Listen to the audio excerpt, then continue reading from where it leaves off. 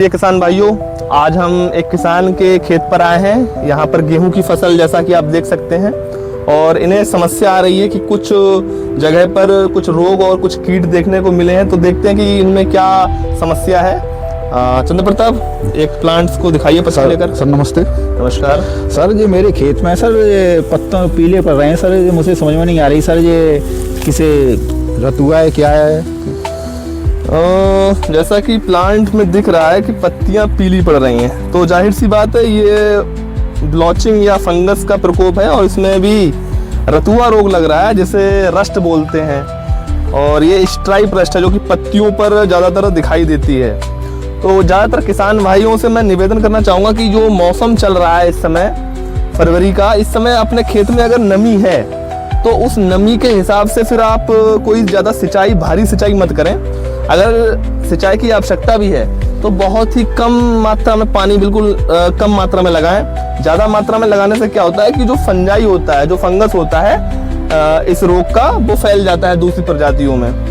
तो मैं ये कहना चाहूँगा कि अगर किसान भाई चाहें तो ज़्यादा भारी सिंचाई ना करें। और इससे बचाव के लिए मैं कहना चाहूँगा चंद्रपाल जी आपसे कि इसके लिए आप छिड़काव करें। एक रसायन है प्रोपिकोनाजोल, 1 ml प्रति लीटर के हिसाब से आप घोल बनाकर उसका छिड़काव करें, जिससे आपकी फसल में बहुत फायदा होगा। अगर आप ये ना चाहें तो एक मार्केट में साफ पाउडर आता है और उसमें कार्बेंडाजिम और मैनकोजेब रसायन होते हैं, तो उसका भी घोल बनाकर आप छिड़काव कर सकते हैं, जो बहुत ही आपको फायदा देगा और आपको कई हद तक इसको कंट्रोल कर सकता है। सर ये बताइए, छिड़काव सुबह करना चाहिए कि दोपहर?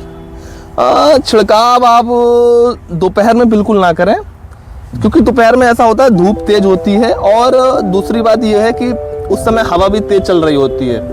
तो कभी भी जो स्प्रे का छिड़काव है, रसायन का छिड़काव है, आप शाम को या सुबह में करें। और उस समय पौधे की पत्तियां जो होती हैं उनमें ओस या नमी ज़्यादा होती है, तो उस जो दवाई का स्प्रे उस पर होता है शाम या सुबह के समय में, तो वो प्लांट जो है वो ज़्यादा मात्रा में उसको एब्जॉर्ब कर लेता है। तो सुबह या शाम में करिए। सर हम दुकानदार के पास ले गए थे, वो कह रहे थे इसमें नाइट्रोजन की कमी है।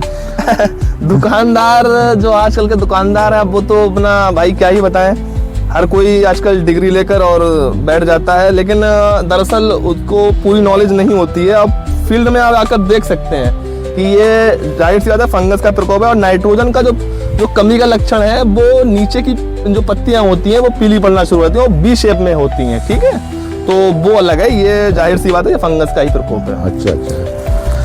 और मैं अपने प्रिय किसान भाइयों से ये कहना चाहूँगा कि इस समय जो गेहूं की फसल है उसमें आप समय समय पर जो है साफ सफाई और जो कीटनाशक हैं, जैसे इस समय बहुत ही फेमस कीट जो माहू होता है, जिसे एफिड बोलते हैं, जो छोटा सा महीन सा होता है बिल्कुल, और जो पत्तियों का रस चूसता है। तो जब पत्तियों का रस चूसेगा तो पत्तियों में क्लोरोफिल की कमी हो जाएगी और पौधा अपना भोजन नहीं बना पाएगा, जिससे होगा कि अल्टीमेट कि जो पौधा होगा वो कमजोर हो जाएगा, हमारी ईल्ड जो है वो कम हो जाएगी।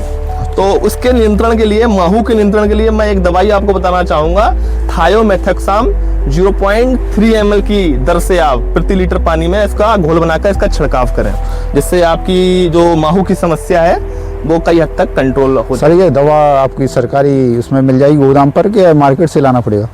ये दवाई सरकारी गोदाम पर, जहां हमारे पूरे यूपी में कई सारे ब्लॉक में कृषि रक्षा इकाई होती है, जो प्लांट प्रोटेक्शन ऑफिसर होता है उसके अंडर में ये आती हैं। तो हर एक ब्लॉक में कृषि रक्षा इकाइयां हैं, वहां पर आपको ये दवाइयां बहुत ही कम दाम में मिल जाती हैं। इससे सरकार जो है बहुत भारी मात्रा में छूट देती है। अगर कोई दवाई 200 रुपए की है तो उस पर लगभग 50 या 60% का अनुदान दिया जाता है, तो वो दवाई उस हिसाब से आपको बहुत आसान कीमतों पर मिल जाएगी। अच्छा सर, आपको सर समय निकालने के लिए धन्यवाद। अरे बहुत बहुत शुक्रिया जब मुझे यहाँ बुलाया आपने। और मेरे प्रिय किसान भाई जो भी इस चैनल को देख रहे हैं, मैं सबसे चाहूंगा कि मिस्टर एग्रीकल्चर चैनल को लाइक, सब्सक्राइब एंड शेयर जरूर करें।